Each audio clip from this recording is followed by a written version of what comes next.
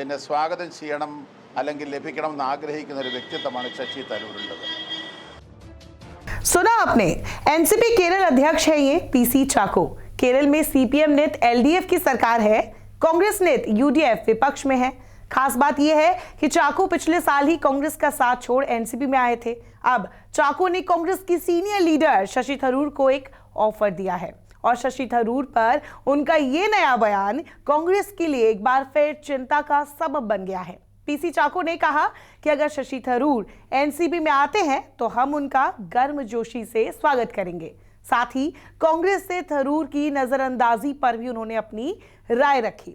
इस बयान के बाद जहां केरल से लेकर दिल्ली तक राजनीति गर्मा गई है, वहीं थरूर ने भी सामने आकर अपनी सफाई पेश की है। तो क्या चाहते हैं शशि थरूर? क्या वो एनसीपी ज्वाइन करने वाले हैं?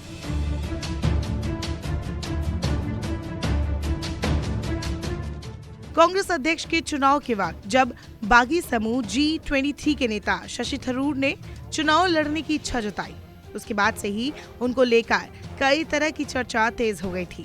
चुनाव के वक्त उन्होंने सीनियर लीडर्स पर भेदभाव कर खड़गे को सपोर्ट करने का आरोप भी लगाया था।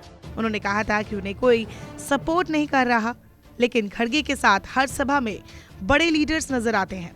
चुनाव हुए तो बेशक खड़गे को भारी मत मिले, लेकिन थरूर के समर्थन में भी करीब 1000 वोट पड़ना बड़ी बात थी। खैर, कांग्रेस अध्यक्ष पद के चुनाव के बाद से ही थरूर और कांग्रेस हाईकमान के बीच की दूरी देखी जा रही है।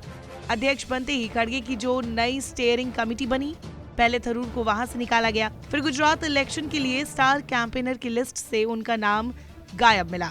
बीते दिनों जब वो केरल दौरे पर गए तब उनके कार्यक्रम को भी रुकवा दिया गया, क्योंकि पार्टी में मौजूद उनके कुछ विरोधियों का दावा था कि थरूर गुटबाजी की फिराक में है। दरअसल केरल पहुंचे थरूर ने मल्लपुरम में कांग्रेस गठबंधन यूडीएफ की प्रमुख सहयोगी इंडियन यूनियन मुस्लिम लीग IUML के नेताओं से मुलाकात की थी। इस मामले के बाद भी थरूर को सामने आकर कहना पड़ा था कि उनसे किसी को डरने की जरूरत नहीं है।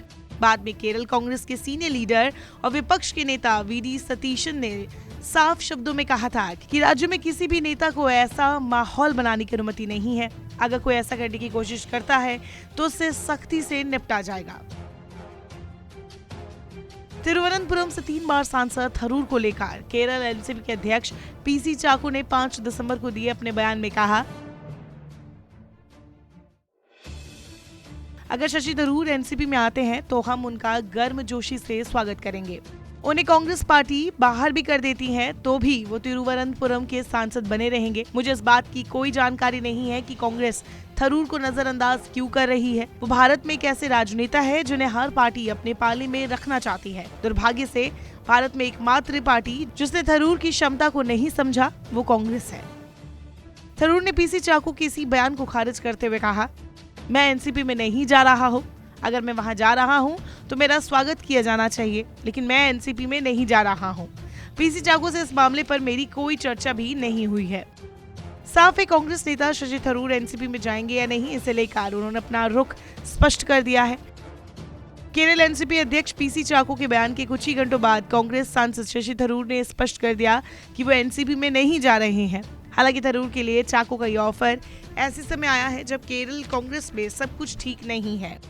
थरूर पिछले कुछ दिनों से राज्य में धार्मिक और राजनीतिक हस्तियों के साथ कार्यक्रमों में देखे जा रहे हैं और उनके साथ बैठकें करने की भी खबरें आई हैं।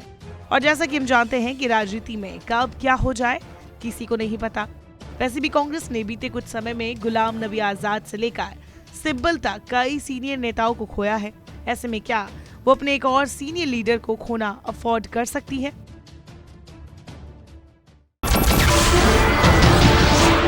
नमस्कार, मैं हूं मानक गुप्ता।